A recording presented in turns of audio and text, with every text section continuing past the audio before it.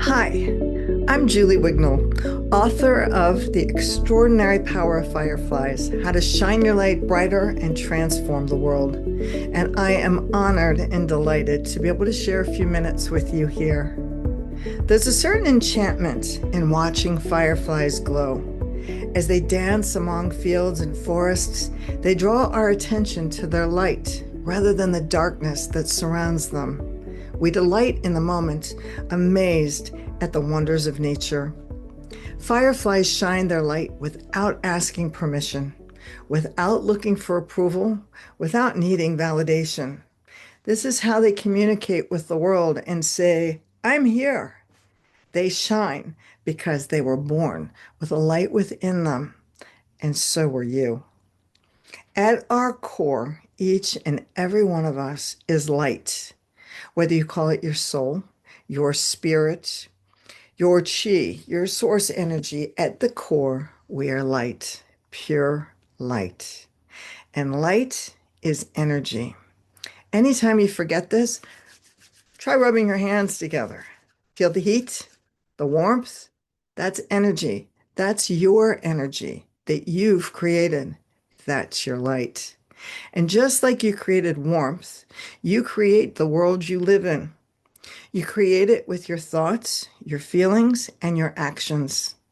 I define a firefly of the humankind as someone who sees beyond what is to what can be and takes action to create a better reality. Each transforms the world for the better in a unique way. My book highlights 20 fireflies from around the world.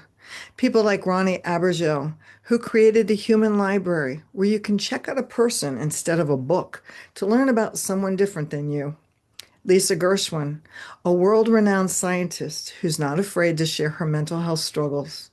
And Fabio Chavez, who created the Children's Recycled Orchestra of Paraguay, using musical instruments from scrap metals collected from a landfill. These are individuals like you and me. They each had a thought, an idea that felt right, and took action.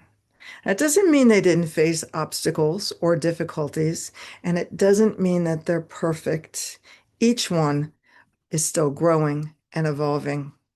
You don't need to be perfect. You don't need to have all of the answers. You have everything that you need within you. You simply need to take action and never give up.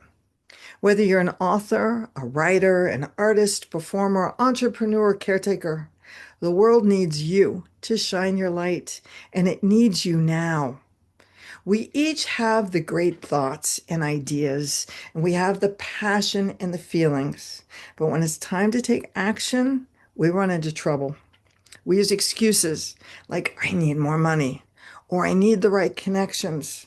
When we move deeper, past these excuses, the real culprit is fear. Past trauma comes to the surface and asks, "Who are you to think that you can do this? And if you do proceed, what if you fall and it hurts?" Well, we all have past trauma, and those of us taking risks will tell you there's a lot of falling. And yes, it still hurts. We're human. But you only fail if you stop trying. It's time to bring our traumas and fears to our sides. When we feel scared, we can let them inform us, but it's time to stop letting them lead the way. And here's an insider secret. It helps to surround yourself with individuals who are encouraging and supportive. Look around you. You're attending this festival and are surrounded by an amazing community of individuals curated by Lucia Matuonto, a wonderful firefly herself. Find out who's here and connect with like-minded individuals. These are the people who encourage us and believe in us, even when we've forgotten to believe in ourselves. And know that just by taking actions, even baby steps, and trying, you illuminate new pathways, inspiring others to do the same. Watching fireflies should remind you that being ordinary is an illusion. You have magic, and you have an extraordinary power within you that can bring more light to the world. Don't let anyone ever lead you to believe that you are not enough. And don't let anyone ever lead you to believe you're too much. If someone thinks your light is too bright, hand them a pair of sunglasses. The world needs your special brand of you, the uniqueness and perspective that only you can offer. Always remember, you're a firefly, and the time to start shining brighter is now.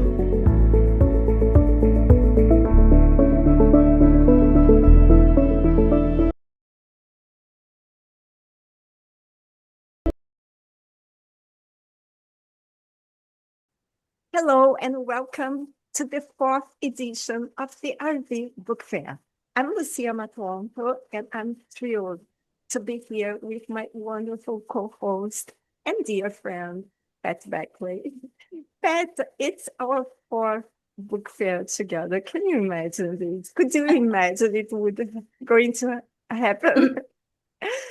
So I'm so excited and grateful for you and on this journey with me. Thank you so much, Lucia, for inviting me. Every year, I kind of wait in anticipation, thinking, oh, I hope she doesn't find someone better and she doesn't want me anymore, because I have loved doing these book fairs. I've met so many fabulous authors over the last 3, now 4 years. And today it's a joy to be here and to catch up with 2 old friends, Rick and Mandy. So thank you both so much for being here. Today, we've got a fascinating panel, and it's called When Romance Meets Mystery. And you 2 brilliant authors are joining us to share your insights about your work and about how you weave all the different concepts like love, suspense, and secrets into unforgettable stories. So we're really looking forward to chatting to you, and thank you both for being here. Lucia.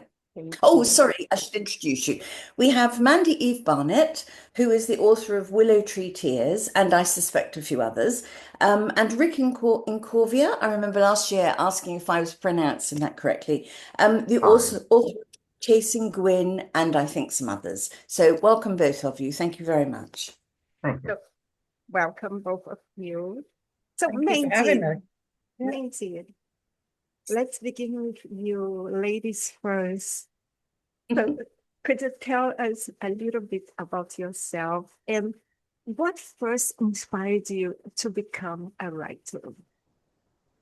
Okay. I've written 11 books that have been published. There's lots more in the back, obviously, that need work on. But my latest Willow Tree Tears is actually a romance, but it's actually about a woman who has to choose between 2 men and the difficulties that arises for her and everyone around her, basically. And I've actually started writing when I did a very short piece of what I've now known as a flash fiction at a writing circle meeting. And it was the reaction I got from that specific story that hooked me. I thought, well, if my words can elicit some sort of reaction, that's a superpower. And I've loved it ever since. And that was in 2009. Mm-hmm. Wow. 11 books. And you also is a ghostwriter, am I correct? I'm also a freelance writer, so I've ghostwritten books and done lots of marketing and memoirs and lots of different types of writing. So obviously all non-fiction. And it's nice to have the 2 different types of writing, because you learn from each, structure, how you can use it in the other side. So I've enjoyed, creating things out of my head, but also being very factual as well. So I'm using my right and my left brain. Mm-hmm. That's very impressive, Mandy. Rick, welcome again to our panel. It's lovely to have you here. Can you share a bit with our audience about your background and your latest book, Chasing Gwyn? What was the spark that inspired you to write it? The title is quite fascinating to me, so thank you. Well, Chasing Gwen is actually the third book in a series, and we follow Gwen, who is a beautiful, passionate woman who has intermittent explosive disorder. So she's a very loving woman, but we've all been around that person who just explodes over something small at the dinner table, and 2 minutes later they're apologizing as if nothing happened, and they disrupt everybody around them. You're just scared to say the wrong thing around them. Her poor husband tries to manage her, but she is just one of these women who tries to help other people who don't seem to have a voice. She gets very angry and it gets a little out of hand. And in book number 1, we first meet her and find out she's such a volatile person. In book 2, she meets another person who kind of joins her. By this time, her husband Eddie's in jail for the crimes she's committed. She ends up, she's just an awful woman, but she loves him so much, but just can't help what she does. In book number 3, Chasing Gwen, that's actually the FBI is chasing her down the Danube River, trying to catch up with her. And she's just a master of disguise, a very deceptive woman, and thinks that all the things that she does are in the name of love and justifiable to her. But we cringe when we see the things she does. She takes over other people, and if you're in her way, you may die, and she'll disguise herself as you. Her poor neighbor Wanda, 80-year-old woman, she now is hidden behind, looking out the curtains, dressed a bit like her, letting people see that Wanda's still alive, but Wanda isn't. And she is now hiding next door with her 3 screens. And I can't tell you much more about it. It's a whole series about a woman who just loves passionately and does awful things in the name of love. Like bipolar disorder? It's called intermittent explosive disorder, and what it looks like is a person without really much, all of a sudden just gets very angry. It's a very short trigger, and it usually is awful for anybody around them, especially the people closest to them, who tiptoe around trying not to set them off. And if you look it up, intermittent explosive disorder is a real thing, and many people have it to different degrees. And if you have it at a very high level, it's just very hard to manage without lithium or different medications. Wow. And most people don't think they need it. Wow. Well, I have to say, I have never heard that term before, but I have met many people in my life who obviously fit the bill. And I'm just curious, Rick, is she based on anyone you've ever met, or just an amalgamation of characters? Well, both. It actually all started when my wife and I were at a restaurant, and you know how you're sometimes sitting down and you're trying to say something so important to your wife, like, I think the cheese is what gives me gas. Those husband-wife things that are totally boring. And you could tell she's not even listening to you. She's listening to the person behind you who's saying, but that bitch thinks she's getting mom's wedding ring when she dies. She's got another thing coming. And I just got this idea about a woman who just can't keep to her own self. She's always trying to help somebody else stick their nose where it doesn't belong. And then she just developed it. From there, she took on a life of her own. And Mandy, you've written 11 books also. You know that these characters become so real to you by the time you're done. If they've got a shoulder roll, you've got one. If they've got a twitch in their eye, you've got one. They just become so real to you. And that's how she has developed. Now it's being adapted to a TV series, and it's being shopped around Hollywood. And I've got some amazing people working on it, and I can't tell you how excited I am, but it's also one of these things where I think it's about to happen. Oh, nothing. Yeah. So it's a roller coaster ride, but you hope. Yeah, absolutely. Oh, that's absolutely fascinating. Now I need to read your book. I think that sounds great. Thank you, Rick. Start with the first one, Wrong Side of the Glass. That's where she throws her husband, and he ends up going in the hospital. Oh, okay. Prison. Wrong I side of read the glass. this one. I read this one. It's Oh, have you? I'll yeah. write it down so I don't forget. Thank you very much, Rick. Over to you, Lucia. So, Mandy, I'm curious about this woman who needs to choose between two men. So you cannot talk too much about your book, but can you, like, why is he, why does she need to choose? Is she, like, she's Well, married? Madison has lived on a horse ranch with her widowed father for most of her life. She knows that sort of life. She's not into fancy clothes, and then she spends most of her time knocking out stalls and riding horses. She's a barrel racer, so she goes to rodeos in the season and tries to win the trophy, obviously. And that's her life. And people around her all know that life. So she's sort of entrenched in it. And the person that she's known a very long time, Colton, helped keep bullies away from her at high school. And he then became the foreman in the ranch. And they've got a friendship, but she doesn't feel that much of a romantic relationship with him, but he does.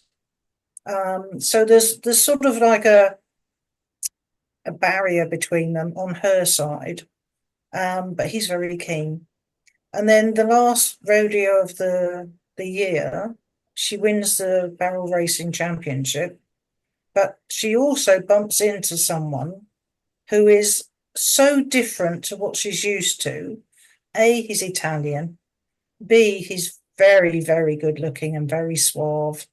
And he makes cowboy boots out of beautiful Italian leather.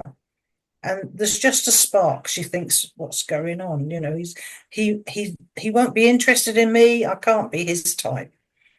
But as the book goes on, it becomes relevant to her that there's something more about Lucio than just he's something special, he's something exotic, there's something deeper.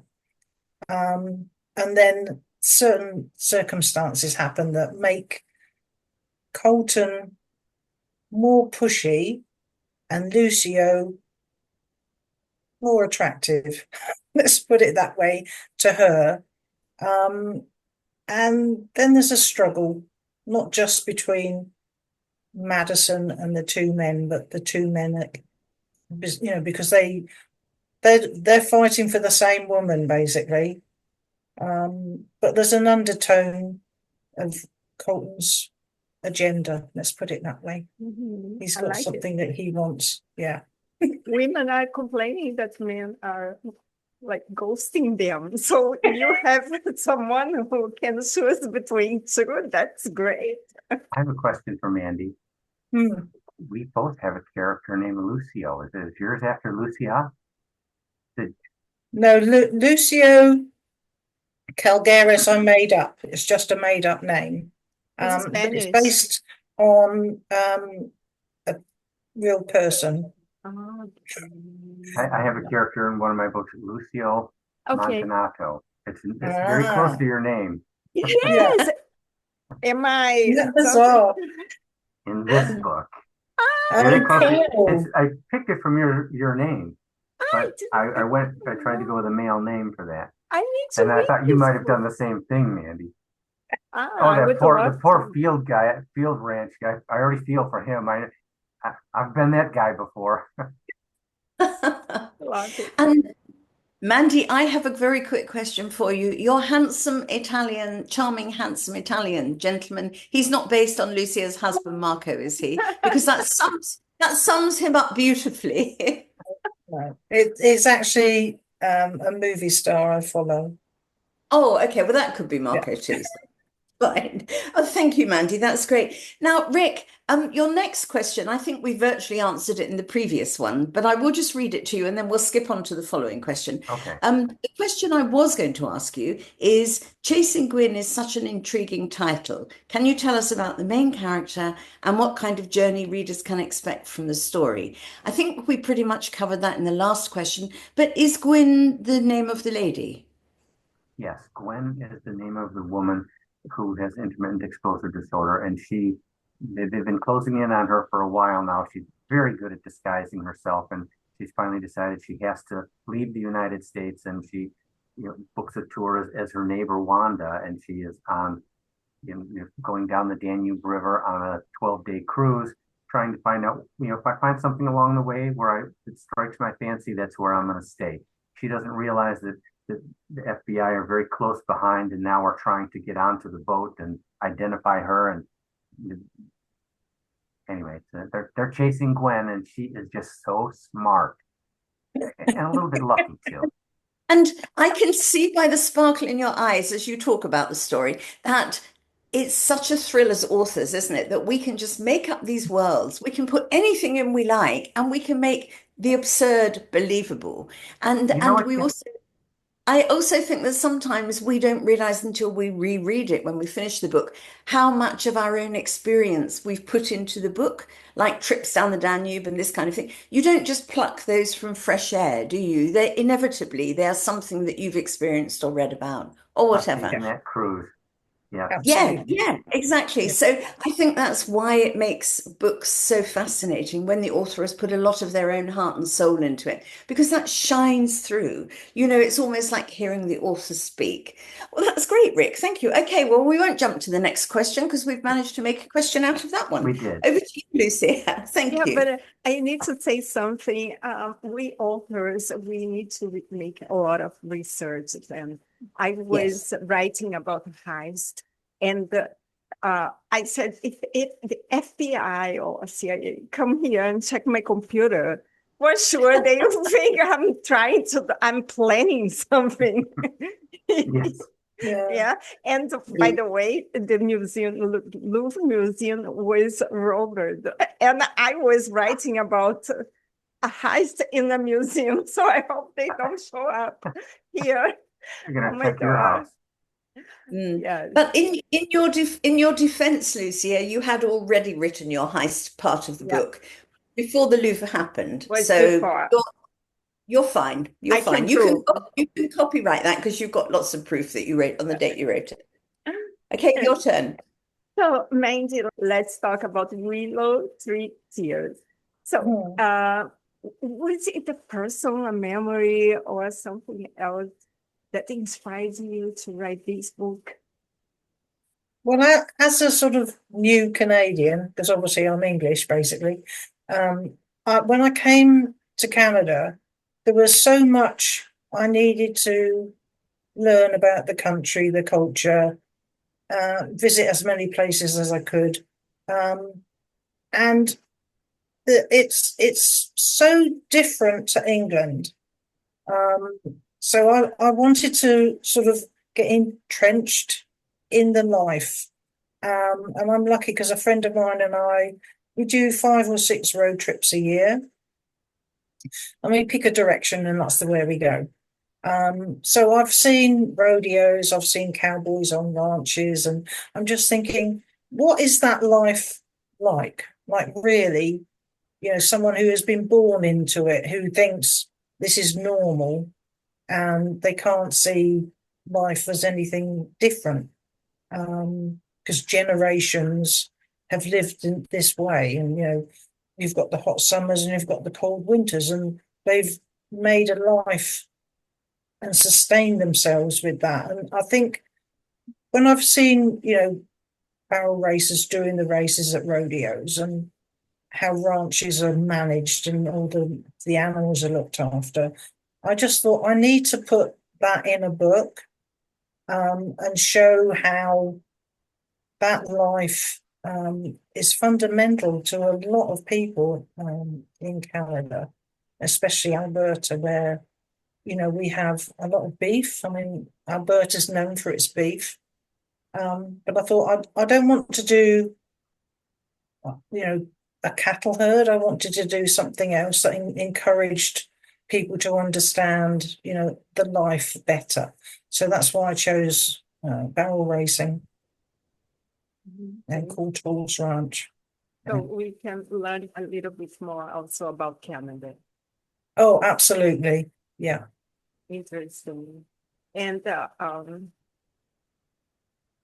you feel more Canadian than English? How do you feel after these many years that you're living there? Well, I mean, it's like I've got two homes now. So I've got England, but I've also got Canada because I've been here since 2007. So it's like having a split personality. I've got my English side and I've got my Canadian side now. And both of them live happily together, so, and it's just experiences. I mean, we've all experienced different places, different times, and all of that is great foundation for writing because you can pull from lots of different experiences. And that's how I enjoy the writing because I can, as you said before, you can put everything you like in a book and people will believe it. Mhm. And most of it, of course, is absolutely true. And I think I'm not sure about Rick, sorry, but for Lucia and I, because we both have lived in other countries, we too have split, if you like, split personalities. That part of me is English, part is Kiwi. And I know Lucia's got lots of parts because she's done lots of things. But you're right, Mandy. It means we have a huge store of inspiration for our writing, which is just wonderful, which a lot of people in the world don't have those experiences. So we are very fortunate. Anyway, Yeah. the next question. Rick, your novel mixes adventure, destiny, and romance in quite unique ways. How do you balance those emotional elements while keeping your readers interested in guessing? Sorry, is that too hard a question? No, it's a good question. It's a real one. And I try not to worry so much about the readers as I do about the characters. I just try and find an interesting character and put them into uncomfortable circumstances because I think people really show themselves when they're put into an awkward situation where they're like Mandy, somebody who is in the barrel race and they see that somebody really good is next to them and they're not going to win and they want to, that anxiety. And you just put them into in a position where they show who they are. And you know when you do that. So I did want to answer one last thing. You guys talk about being in the split personality.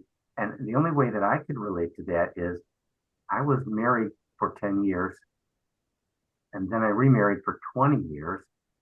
Now I've been married a third time for 13 years, and those are like different lives. Let me tell you, it's a whole different. You become a different person. You learn. Hopefully, it took me a while to figure out I was the problem.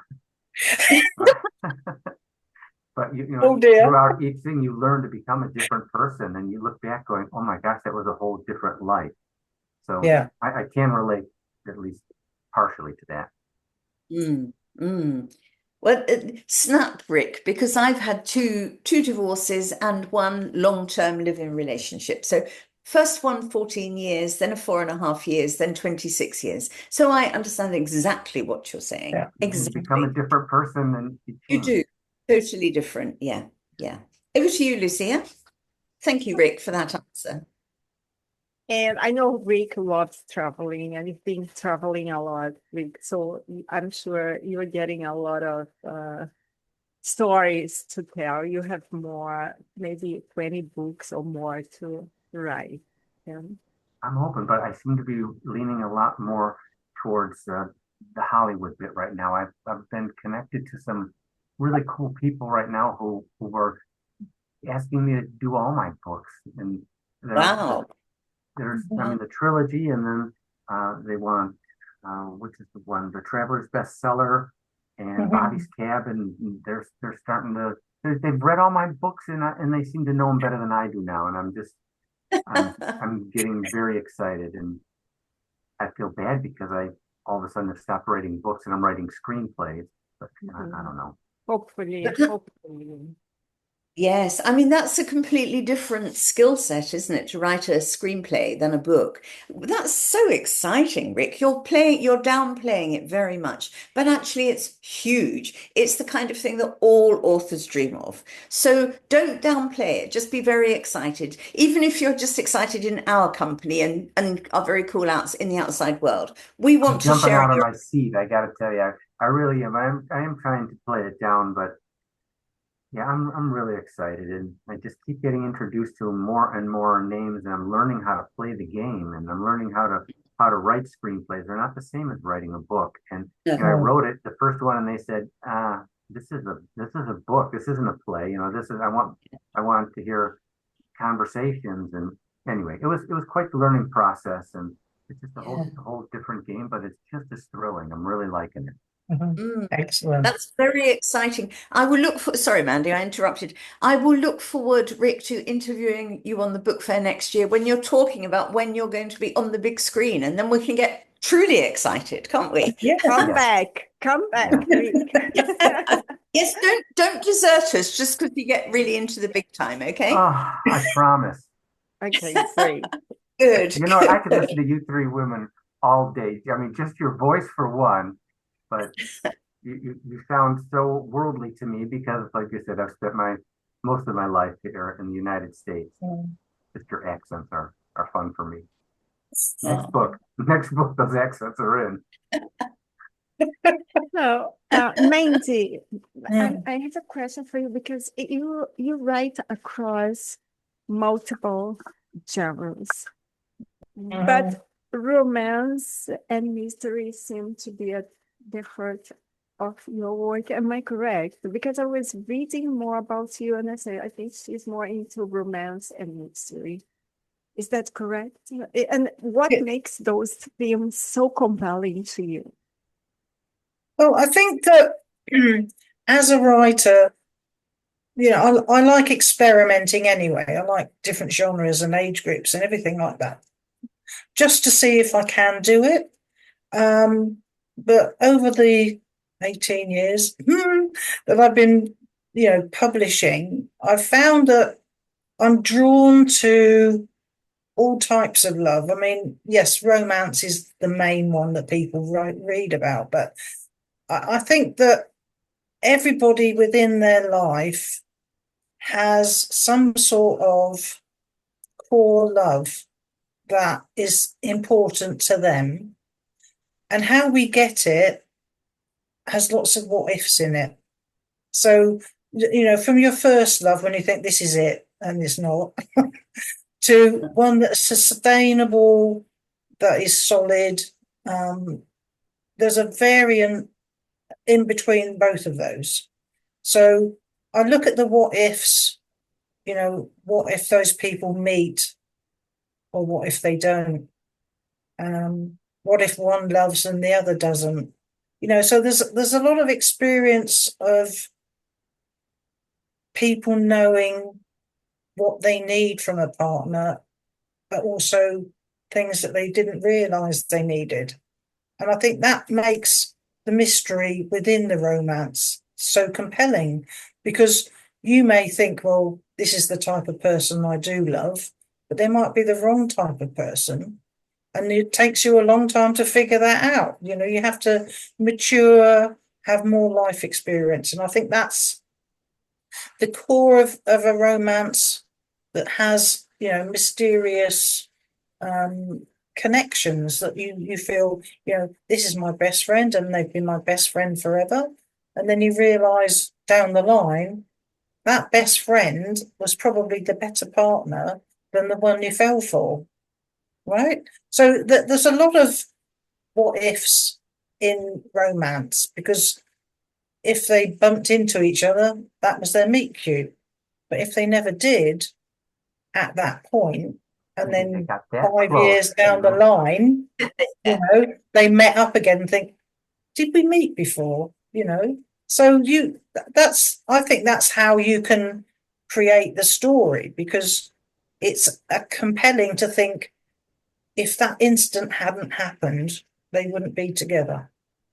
Mm. Oh, Mandy, I have to say, my wife now and I, 13 years we've been together, we found a photo before we met that we were both in. We didn't realize it. We both went to go see a friend take her second degree black belt, and there was a picture of her and I sitting next to each other, and we Wow. hadn't met yet. Isn't that That's crazy? amazing. Wow. Yeah, What a That's coincidence. yeah. Yeah. So just like you're saying, you never know when it's going to happen, or Yeah. if it just didn't quite happen. Yeah.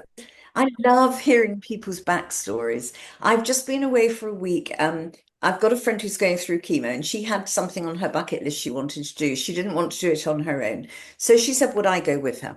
But it was a coach trip. And I thought, oh, do I really want to sit on a coach with old people? I mean, I'm old. I'm 74, but in my head, I'm 35. Mhm. So I knew, for me, it was kind of the everything I didn't want to do. I had the truly most wonderful week with these ladies who had fascinating backstories, all of them. Yeah. It's so easy to just look at people and think, oh, you're just a grey-haired old person. And Yeah. I've been very guilty of that when I was young. And now I realize that there are so many people with so many fascinating Right. Who stories. are you? And life is just all about, it's just, I think I made up a quote for the back of my memoirs, and it said, life is like a jigsaw puzzle. You have to look back on it to see how it all fell into place. And when you do Absolutely. realize that you had to be in that place to meet that person, if that didn't work out, it didn't matter because you were then going to meet the next. And it's just Mhm. absolutely fascinating. And listening to you all talk about, the personal things, I find it endlessly fascinating. So Me too. consequently, most of my books are very character heavy. And I sense that yours all are too. I mean, I know Lucia's are, but so Rick, this question is for you. Your characters, do you feel by the time you've written the book or you're halfway through that they become real in your mind? The reason I ask is about a year after I'd written my first book, Daisy, I was talking to my daughter who's 31 one day, and I said, oh, darling, do you remember when Theo did whatever it was? And she looked me directly in the eye and she said, Mum, I don't know your characters as well as you do. And we Hmm. both laughed because to me they're real. So, Rick, do you feel the same? Do your characters become real to you? Mandy's Oh my nodding. gosh. Obviously, hers do. Sometimes a little too real. And Yes. my wife will sometimes say, maybe you need to step away a little bit. But it's Right. been a real treat lately because one of the people that I've joined with, my manager, read all my books and he talks about them like they're real people too.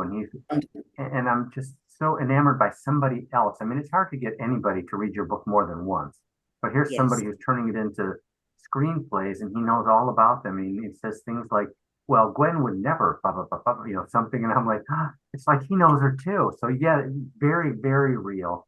And they are Yeah. based on real people. Somebody scares you. I can't say too much because somebody might watch Yes. this. But they're based on real people. But a lot of times I slam two or three people together. Mandy, you know that. You Yeah. put the looks Yeah. of this one, the attitude of this one, and maybe a Absolutely. feature from another one. But yeah, they become maybe a little too real for me. Yeah. I But think I that think if you're going to be going down the big screen route, Hmm. the fact that you've written in such depth about characters is probably what's driving the interest because it means that you've made them real in other people's eyes, which is a real skill. I mean, I'm sure we've all read books where you kind of end up with the book not really knowing much more about the characters than you did at the Right. beginning. Whereas you obviously write very intensely about the characters, and that's Well, that's a well, real I tell you skill. what happens sometimes is they end up doing something that even surprises you, don't they, Yeah. Mandy? You go like, don't even think about doing that, and then it's like she did Yeah. it. She did it. I can't believe she did Yes. it. So yeah, a little too real, like you can't control them anymore. Yeah. Yeah. tell me, And Mandy. Sorry, Pat, I no, interrupted. no. I was just going to say, aren't the four of us incredibly fortunate human beings that we have this whole other aspect to our lives, that we Mhm. can create imaginary worlds and imaginary people? 90% of the population don't have that True. joy. Yeah. we all have it. So I think we're very fortunate. Rick, this is my last question to you. We've kind of already touched on your future plans, and you said you aren't going to write many more books. But once you've got your name up on the big screen and you're super famous and everything, do you think you will go back to writing more books? Do you think it's like, I always feel writing, I mean, I didn't start until just before I was 70. And now it's like an addiction. I mean, I can't stop. I've just published book number 9. I've got 4 more on the go and lots more ideas. So I'm just curious as to whether you really can stop, or whether the book author thing will rear its ugly head again. Well, it's not an ugly head. I mean, I have, like you, 3 or 4 started already. Lucia, I've handed one in to you as a short story that's going to be a longer one, the one where women actually become the stronger species because of the COVID shots. Over the years, there was something secret put into the COVID shot. 20 years later, your children, your children's children, women are now 6'6", and sports are with the women, and we are now, the subspecies, or whatever you want to say. But so that book I have to write. I know it's going to be controversial, but I'm very excited about trying to write it, and really trying to imagine a world where everything is swapped around. Mhm. Rick, you are going to be a hero amongst the feminine population if you write that And book. hated by We the will men, all be, probably. we would all be there rooting for you. I think that's an absolutely fascinating topic. I can't wait to read it. Thank you so much, Rick. That's lovely. I think, Lucia, you've probably got the last question, have you? Or closing Actually, remark or whatever. actually, I saw the book cover, and Rick, if you write this book, you'll be, like Pat said, a national hero. All women will I don't be, know. maybe men, they will Right. not like what you have to say. We'll see. But yes, So, I'll go back to writing. I'm done. so Mandy, the same question I have for you. What are next for you? What are it's coming next? More books, more. Oh yeah.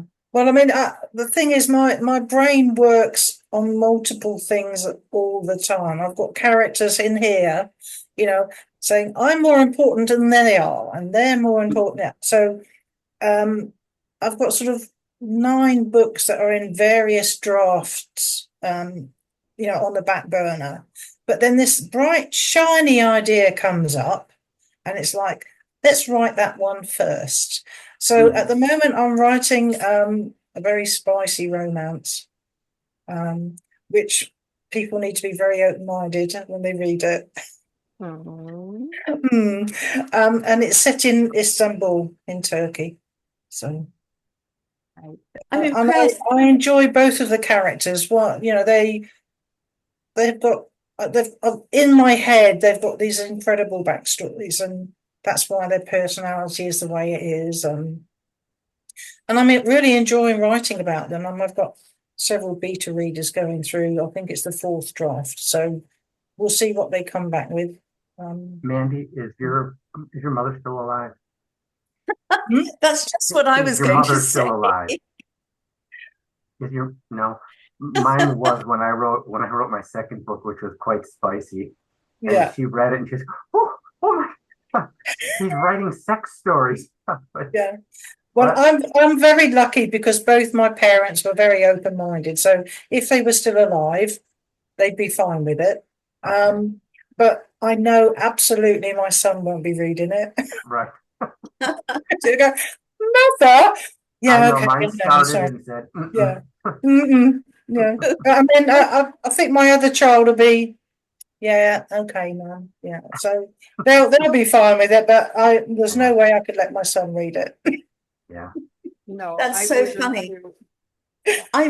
I'm very impressed that you're writing spicy romance. I like to live spicy romance, but I can't bring myself to write about it. Because as you said, Rick, my mum, my long deceased mum, is firmly sitting on my shoulder, and she would say, "Darling, that's not very nice. Ladies don't write that sort of stuff." So, I will never write spicy romance, but I admire those who do. So thank you. I feel the same. I can't feel someone kill someone in my books and write inspired things, but maybe in the future, who knows? I'm still writing for young adults and Mhm. children. Mhm. So I would like to say thank you, Mandy, so much for everything that you've been doing, not only writing great books, but being part of this community, our community, being always present. And yes, that's fantastic that you are here with us today. Also, Rick, thank you for being part of our I community enjoy and this so much life. every time. You are here in Mhm. Relatable Voice Anthology. We need to prepare a new one and invite Mandy to be part of Yes. this. Yeah. And thank you, Pat, for joining us, being my co-host always.